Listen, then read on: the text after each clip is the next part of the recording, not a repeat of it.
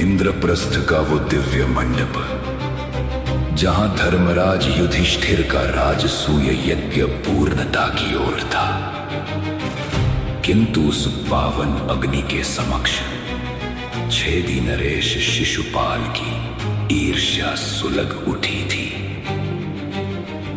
आज कोई क्षमादान नहीं, आज धैर्य की अंतिम सीमा टूटेगी।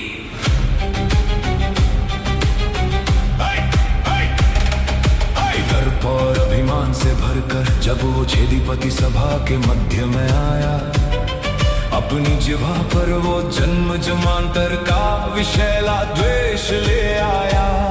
मैं इस ग्वाले को अग्र पूजा का अधिकारी कदापि न मानूंगा। हे कुरुवंशियों सुनो, आज मैं इस पाखंडी का पूर्णतः अंत करूंगा। कटु वचनों की बौछार से उसने उस धर्म सभा की मर्यादा को लांघा। शिशुपाल के उस घोर अपमान ने यज्ञ की पवित्रता को दूषित कर दिया। जो माधव के मौन के पीछे दबे हुए प्रलय को भली भांति जानते थे। अरे ग्वाले, तेरी ये मायावी मुस्कान आज इस राजसभा में तेरा घोर अपमान होने से नहीं रोक पाएगी।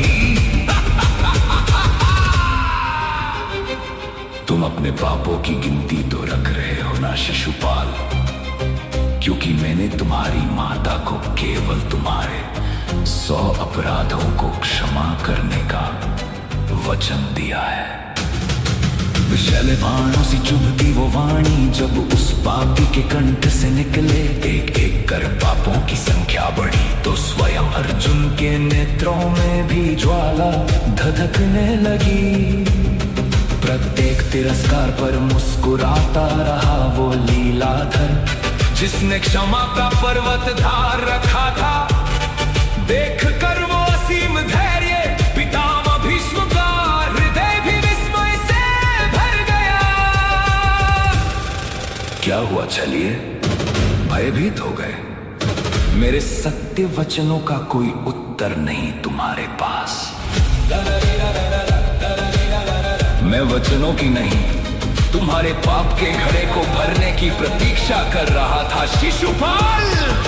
99 अपराध पूर्ण हुए, फिर उस मदांध ने अपनी सुध बुध खोकर वो 100वां घातक अपशब्द भी उगल दिया, जिसके गूंजते ही ब्रह्मांड डोल गया और नारायण का न्याय प्रारंभ हो गया। माधव की तर्जनी पर तब वो रुद्र का सुदर्शन महाप्रलय का रूप धर कर प्रकट हुआ। उस दिव्य चक्र का तेज देखकर संपूर्ण राजसभा का तेज मलिन पड़ गया। पाप का वो घड़ा फूट गया और वो अज्ञानी अपने ही रचे चक्रव्यूह में फंस गया। हे मायावी, ये भ्रमित करने वाला चक्र इस छेदी नरेश का वध नहीं कर सकता। मैं अजय हूं।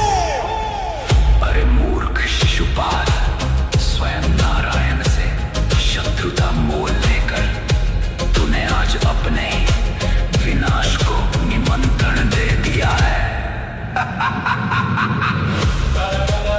तुम्हारी 100 क्षमा पूर्ण हुई शिशुपाल।